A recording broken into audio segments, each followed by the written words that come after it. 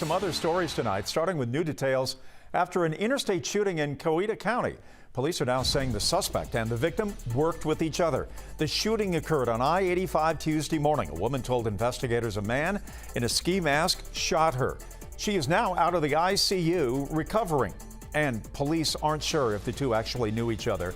But the victim said she recognized the man driving. They believe the man was upset at something while leaving work and then followed the victim onto the interstate. The man is facing charges and more are pending.